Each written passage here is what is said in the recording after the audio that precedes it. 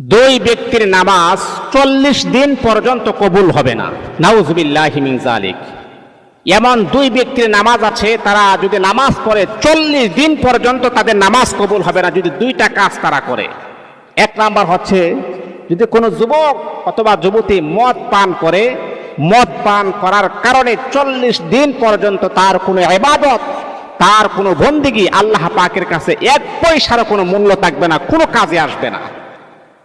দুই নাম্বার হল, যেই সমস্ত আল্লাহ তাআলার বান্দা বান্দি গণকের কাছে যায় ভাগ্য নির্ধারণ করার জন্য, আপনি যদি গণকের কাছে গিয়ে আপনারা হাত দেখান, হাত দেখানোর সাথে সাথে 40 দিন পর্যন্ত আপনার আমলনামা বন্ধ হয়ে যাবে।